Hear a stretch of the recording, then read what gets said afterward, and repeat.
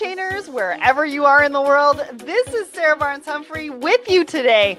Are you ready? Let's talk supply chain.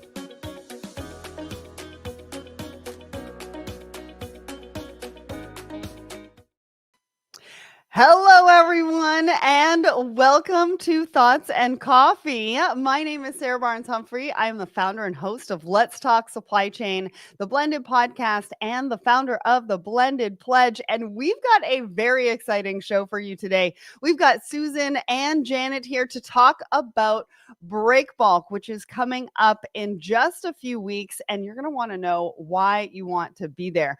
But first, we're going to talk a little bit about what's happening and what's new at Let's Talk Supply Chain. But before we do that, let's talk a little bit about our show sponsor, the Secret Society of Supply Chain, which is our membership groups. So head over to secretsocietyofsupplychain.com. We have got something for everyone, including women in supply chain, marketing professionals in supply chain, and everyone in supply chain. We've got a first virtual monthly networking session that's happening for Secret Society of Supply Chain April 10th. So stay tuned for that. It's going to be a lot of fun. All right. Now let's get to what is happening at Let's Talk Supply Chain. So we've got 2 brand new episodes for you. I know we usually release only 1 episode a week, but right now we're releasing 2 because we've got a special series for you as well. So episode 455 was recorded live at Manifest with Shannon Hamilton from BlackBerry Radar, and it's titled Discover Event-Driven Platform Technology. Now, this is all about asset tracking, and we actually get to see some of their technology in action. So I would highly recommend to go and check that out wherever you listen to the Let's Talk Supply Chain podcast, or go and watch it on YouTube so you can see the full video of that. Next, we've got episode 456, Reaching Supply Chain Excellence with ITS Logistics. Josh Allen joined me for this particular episode, and we talked all about what is happening in the trucking industry. We talked about who ITS Logistics is, why they could be the perfect partner, and so much more. So go check that out wherever you check out the show. And then we've got a lot of live stream events happening this week. So live tomorrow at 10 a.m. Eastern, Christine Barnhart is hosting Supply Chain Unfiltered with special guest Bennett Bishop, and he is the director of operations finance at ICE Industries. They're going to be talking about smarter decisions with real-time inventory. Now, if you cannot attend live, click the attend button. We will make sure to send you the link after the recording. Next, live on Thursday at 11 a.m. Eastern is our contribution to cold chain with Frostbites and PackSafe. They're going to be talking about cold chain strategies with Maersk, compliance, growth, innovation. Cold chain is a really hot topic right now. Make sure that you don't miss that one. Click the attend button. We'll send you the link for that one as well. And on Thursday as well at 1 p.m. Eastern, I am going live hosting a conversation about optimizing your freight strategy for faster, smarter, profitable moves with Haley from OptiLogic and Derek from Lineage Logistics. So I hope to see you at all of these events. Even if you can't attend live, click that attend button so we can make sure that we send you the recording, because they are sure to be some really, really great conversations. Next, I just wanted to show you this because our team posted this on the Let's Talk Supply Chain LinkedIn page. We got a lot of really great comments and feedback on this one. If you're a supply chain professional, you know that you wear all of these hats on a day-to-day basis, and we want to tip our hat to you because you are the frontline workers and make sure that products get to everybody's door on a regular basis. And last but not least, where are we going to be? Well, I'm going to be at the Breakbulk and Project Cargo Conference, which we're talking about today, April 24th and 25th in New Orleans. And I will be hosting Breakbulk TV. And then in May in Nashville, I'll be at Home Delivery World. So if you're going to be there, let us know because I'd love to see you. All right. Now it's time to bring up our guests for today. Hello, Susan and Janet. How you doing? Good morning. Hi, Sarah. Good morning. It's a pleasure to be here. It's not really morning for you, Susan, right? You're No, coming at it's us not. live from the UK, I think, right? I am. It's 2 p.m. in the afternoon over here. Nice. And how's the weather? Because Oh. around this time of year, it doesn't, it's not very good.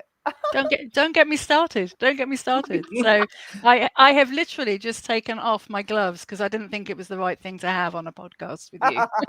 It's my whole freezing. my whole family lives in the UK and we do happy hours every couple of weeks. So I get to hear about the weather all the time. My favorite conversation. Right? I think Brits love to talk about the weather. All right. Moving on, moving on. We do need to let everybody know who you are and what you do. So starting with you, Susan, then we'll go to Janet. Tell us. Okay, so I'm Susan Oatway. I'm the Senior Research Analyst with the Journal of Commerce for S&P Global, and I'm Breakbulk and Project Cargo specific. So everything Breakbulk, everything multipurpose fleet, heavy lift fleet, all of that, numbers are absolutely my thing. So that's me. Awesome. Love that. Janet, over to you. I'm Janet Nodar. I am the senior editor for Project and Breakbulk Cargo for the Journal of Commerce. And I'm also the co-chair, along with Susan, of the Breakbulk conference that you were just discussing, which is in New Orleans, April 23rd through 25th. I've been covering Breakbulk for the Journal of Commerce for most of the last 20 years. By far the most kind of interesting cargo to talk about as far as I'm concerned. So it's really a pleasure to be here today. Okay, so before we go on, and because you said that, can you define Breakbulk and Project Cargo for anybody who doesn't know what it is? Okay, so Breakbulk and Project Cargo is kind of cargo that will not necessarily fit neatly into a container. It might be too large, too heavy, too awkward, too big, although it's not, it's a little more complex than that. But also it includes cargo like big steel pipes, like heavy equipment that you would need to build a big project, like an industrial project, like a big pressure vessel or windmill blades, things like that have to be handled carefully. They have to be handled by stevedores. They can't just be put in a box and taken on and off the deck. So they require special handling. They are malleable in terms of modes sometimes, but quite often need very specialized ships with very specialized capacities. What am I forgetting, Susan? Susan knows this just as well as I do. Well, I was going to say, so can I just put my teacher hat on? So I teach chartering for the Institute of Chartered Shipbrokers, and the definition of breakbulk is unitized pieces. So breakbulk cargo could be anything that you can pick up individually. So steel pipes, bags of fertilizer, bags of coffee, bags of Rubber. whatever. But rubber tiles, timber, pieces of timber, but also wind blades are effectively breakbulk cargo because you can lift them on and off the ship like that. Whereas project cargo is stuff that is for projects. It's for building, it's for construction, it's for and includes mining.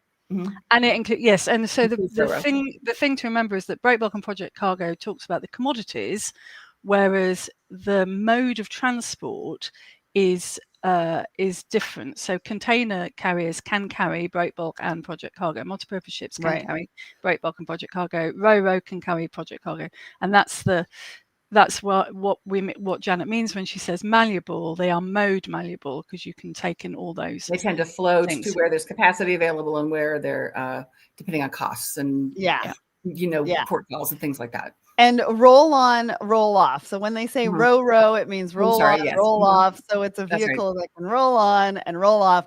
And if you've ever been on the highway and you see the trucks with something really big on it and it takes up most of the lanes, that's another example of what we're talking about today. All right, let's get to our poll of the week, and then we're going to get to a market update. Now, if you're watching, if you're in the audience, make sure you put in a comment. We'd love to hear from you. Rodrigo over on my personal LinkedIn says, hello, good morning. Want to say hi over to you as well. If you're enjoying the conversation, use some emojis, show us what you think. All right. So the poll of the week, we ask everybody a question every single Wednesday morning on our LinkedIn. What's your go-to weekend reset? So we had about 127 votes for this one. 43% of you said nature, 3% said binge watching a series, 18% said cozy day with a book. Now, if that nature getaway includes a beach, I'd be in that 43%. What do you think, Susan? What do you think, Janet? What's your go-to weekend reset? Well, I just came back actually from a weekend with my girlfriends in Norfolk. Went for a long walk on the beach, sit and chilled, drank Prosecco. Perfect weekend. Nice. I love that. What about you, Janet? Well, I live in Mobile in Alabama, which is actually the home of Mardi Gras. So we have been doing Mardi Gras for weeks. Just finished. Ash Wednesday was, I don't know, the Tuesday before last. So my weekend getaway now is to do nothing. Just do absolutely nothing. To calm down, maybe a cozy day with a book. But that's not necessarily true all the time. Well, and I can only imagine, because I've actually seen some of the stuff from Mardi Gras, and you're right. It seems like it goes on for weeks, and It does. It starts at Epiphany, and on we go. All right. Well, I want to know what your go-to weekend reset is, so make sure to put that in the comments. Now it's time for a market update. So I want to ask you, what are people worried about? What are they thinking about? We're going into Breakbulk, so I'm sure you're talking to a lot of people who are coming to the conference and looking for specific topics. So who wants to take that one? Well, Susan, we had talked about this earlier, but I think that the thing that we are hearing about from a lot of cargo owners, but also from other involved people are really worried about the new proposals for 301 tariffs that would affect the ability of Chinese owned, operated vessels or carriers who have Chinese ships, have new building orders for Chinese ships, whether or not there's potential for very large costs attached to those things. So Susan, I know you've been dissecting the fleet and talking about just what specifically this might mean for people. Do you want to take that? So the first one is the USTR 301 about it's Chinese built ships, Chinese operated and owned as well, but the main thing is Chinese built. And the MPV and heavy lift sector, and indeed, you probably need to say what MPV is. Sorry, yes, good point. Multi-purpose vehicles, which are vessels, multi-purpose vessels, who are the absolute workhorses of this sector. They carry most of the project cargo and breakbulk cargo that we talk about. So they're characterized by the fact that they have combinable cranes and twin decks, and so they can carry lots of different types of cargo. The vast majority of them are currently being built in China. So currently the fleet at the minute, 52% is Chinese built, and the proposals are that there could be $1.5 million port call tax every time that vessel touches the US, which is wow. Yeah, wow. So I fielded a lot of calls last week about what's the fleet makeup, which owners are going to be affected by this, operators, all of them. Practically every single operator has that problem. For containers, it's a cost that they can disperse amongst the containers on board, but you're still looking at something like an extra $250 per container. Okay, so we're not looking at pandemic level pricing. Because when you said that, I was like, are we going back to pandemic level pricing? But well, $250 container. They will be. It's a whole different kind of kettle of fish, because in the multipurpose sector, one vessel may have just one bill of lading, right, for the whole cargo, or for maybe three shippers are carrying their cargo on that one ship, and it has to go to a certain port. It may have to go to other ports as well, but instead of being able to disperse the costs over a number of importers, over any number of containers, this is going to be the importer of record owing for their percentage of that port tax for the port call. It's very daunting, very daunting. That's a really good point. And another whole kettle of fish, Susan, is figuring out who is the operator. How do you trickle down those costs? Well, is it a bareboat charter? Is it, what kind of relationship are we talking about? So there's a couple of things before we go into complete disaster scenario. It is still in the what do you call it? The stage where people are making. There's a number of the EPCs are lobbying, a number of the big trade associations, ECMC, BIMCO, and ASBA have all apparently got lobbyists going into Washington about this. I think that finishes on the 26th of March. It may, wise words may come through, and it may all stop, but a couple of shippers have said to us they consider it a credible risk, so they're having to plan for this. And what you said, Sarah, about pandemic costing, that absolutely it could, because the point is, in all honesty, the carriers are not going to pay that charge, and neither is China. That's that ship sailed. The carriers are not going to pay that charge. It's going to trickle down to the shippers and to the importers, and so the rates are going to, and to the consumers. I mean, absolutely, right? Everybody's talking about inflation. They're talking about higher prices. They're talking about how the new administration is supposed to be bringing that down. But with the imposition of this, it's going to trickle down to the consumers. All right. So let's get to our first article. Now, this is a bit of an earnings update, I think, from John Deere. I fell upon this a little while ago, and I wanted to bring this to the fruition because I think John Deere is most likely going to be at Breakbulk, and I thought it was a good sort of article to bring forward. I liked this article because I thought that it showed how sustainability and corporate growth is possible. And I just want to highlight 2 slides here. I really like the fact that they talked about their employee volunteer hours as well. I mean, that's a little bit self-serving because I do have a nonprofit, and it's great to hear that companies are having volunteer hours and ensuring that their employees can do that as well, because that's, part of employee well-being. I also thought this was a really interesting number, the 775,000 connected machines, just to give everybody an overview from a technology perspective, how companies like John Deere are looking at technology and connected machines and IoT. So, Janet, do you want to take this one and give me your thoughts on this? Okay, so for us, first of all, John Deere does come to the Breakbulk conference. They are, for us, they are ro-ro cargo, as well as they do also ship a lot of container cargo. They do a lot of exporting, but ro-ro meaning roll on, roll off on specialized ships, which is what we talked about before. So that's why they're interesting to us. They, I would say, so a couple of things that as I was reading to get ready for this conversation, I was also struck by the number of connected pieces of machinery, the equipment. I think it's very interesting. I think it is definitely aids in precision farming, what they call precision farming, where they are able to really help farmers be the most efficient and maximize what they're doing. But there's also some real points of contention with this. The FTC has ruled that John Deere has to allow farmers to, for example, repair their machinery themselves. They can't. They have to be able to have the freedom to do that.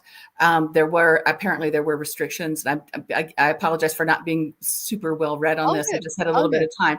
But there's, it's not just all roses and butterflies. There's complexities to these new ways of managing information and technology, and there is some contention there between the clients and the provider.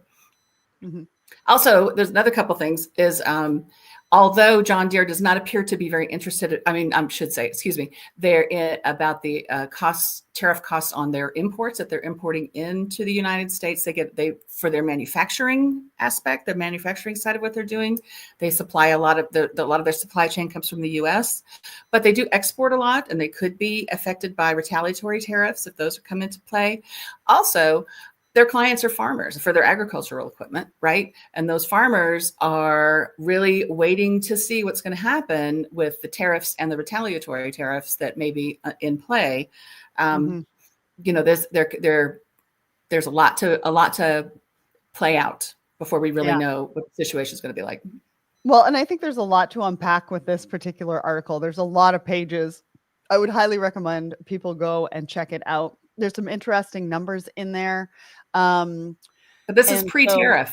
That story is from before the election. So Yeah. Yeah. So keep that in mind when you are reading this article, but some interesting thoughts around technology, sustainability, et cetera, et cetera. All right. Let's get to our second article. Now, it's not really an article, but it is about the Breakbulk conference and what people can expect. Now, your theme for 2025 is disruption and demand all day, every day. How did you come up with that? I love it. I think it's great. I think because we keep, go ahead, Susan. I'm sorry. Go ahead. Well, I was going to say, I think so. Janet is absolutely the wordsmith. I have to say, I'm the numbers girl, definitely, for sure. But I think one of the things we did is we spent a lot of time at the end of last year talking to every single person we talked to. We said, "What's the one word you would describe is happening with the market at the moment? What's the one word?" And uncertainty and disruption and how they manage that was a theme throughout. It didn't matter where you were on the supply chain, shipper, receiver, carrier, whatever you were. That was the main thing that they were talking about. So disruption all day long is really what it. And I have to say, we started talking about this in October, and we're now 6 weeks out, and so much is changing. So much disruption. So much is happening. So, who should be there? Who should attend? This is just a bit of a bite-sized example of what people can expect from some of your featured sessions. But who should go? I think there's about 2,400 attendees. So it's a no. Oh, there's not. Oh, no. So talk to us about the size of the conference. Talk to us about who goes, who should go, that kind of thing. Well, we had last year, I think we had 870 people attend, awesome. And that was the largest that we've had. It was maybe just a little bit larger than the year before. We do not want, this is a conference. It's not a trade fair. There's no booths. It's people networking sessions, and then our big main conference, conference sessions.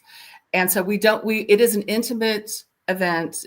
We try to keep it very high level. The people that attend are cargo owners, project owners, carriers, lots of service providers like project forwarders, ports, terminals, and then other sort of auxiliary service providers. Who am I forgetting, Susan? Can you think of anybody? I think that's freight typical. Forwarders, cargo owners. That's typical, and anybody who touches Breakbulk and Project Cargo, whether you are, we also have insurance people there. We have lawyers. We have our specialists from S&P Global, traders. We've got agency companies who deal with the ships when they arrive in port.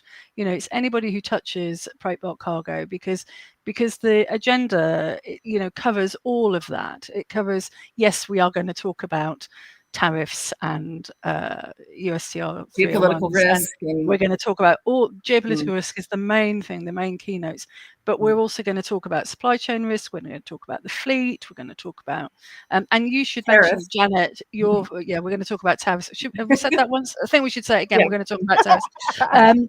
But Janet, you should talk about the focus sessions because that's your particularly brilliant idea. So we've shifted gears a little bit. Last year we had some classes, if you will. This year we're changing gears and taking that classroom idea and turning it more into what we're calling focus sessions. So these are less formal sessions where we'll have some subject matter experts focused on a particular topic, and they will be there to interact with the audience. So it's not like a lesson where you're standing up in front of a room imparting your knowledge. It is more very interactive. We'll be inviting people to bring their questions. The subject matter experts will have questions for the audience to answer. So what we're trying to do is focus in on things that people have told us they have a lot of concern about or interest in, like cargo preference laws. There's one session on cargo preference, which is more and more important, especially with the potential 301 tariffs. We'll have a session on tariffs, customs, FTZs, which all kind of combine together with how you manage your importing, especially in a time of uncertainty. We'll have a session on AI and technology and Breakbulk, which is, as with the rest of, I'm not sure about, I always hear that we're always behind. We're behind on the AI thing, right? So some questions AI and ideas and thoughts about new approaches about that. AI is a very, very anyway, so we're very excited about that. Yeah. Yeah. Eric Awesome. Eric Johnson, our senior editor for tech, will be there. So we'll have an expert on board to be managing that aspect of the conversation. Awesome. And I partner with a Journal of Commerce on a regular basis. And the one thing that is consistent throughout all of your events is the content, right? The content is really run and moderated on stage by journalists. And so Correct. we're getting really to the meat of the issue, and everybody really leaves with a lot of great insights, valuable, actionable takeaways that you can really take away back to your teams. All right. So I can't wait to see everybody there. If you're not registered, you need to register. We've put the link in the comments for you to go and check it out. I will be there hosting Breakbulk TV and interviewing a few people for the team at JOC as well. So I'm super excited about that.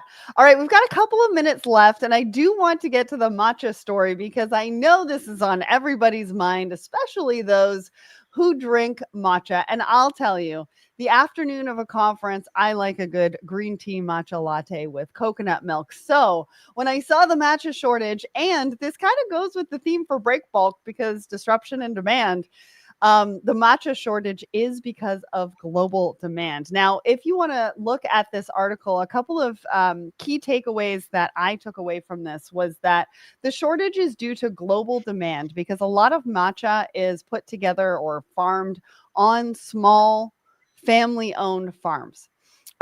It's also due to unpredictable weather, so climate change, but also the aging population in Japan is leading to labor shortages as well. So a lot of supply chain challenges or similar supply chain challenges that we're having with labor shortages, et cetera, et cetera. But it's an intricate balance, it says, between tradition and modern demand. And that kind of made me think about tariffs as well. So Susan, what do you think about this particular article? What stood out for you?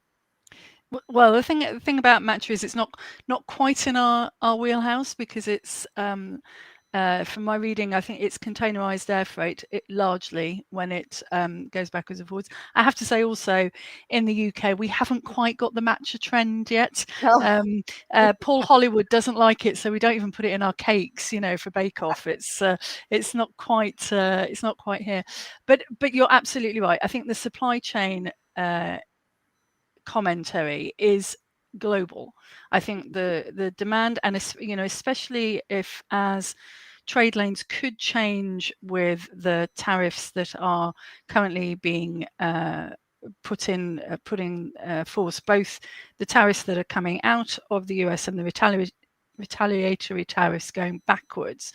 The possibility of moving your sourcing and understanding your where everything comes from. I think that's going to be, it's true for matcha with regards to the demand. It's true for a lot of things. I've just got to bring it back to Breakbulk. It's particularly true for steel at the moment. That's a big one.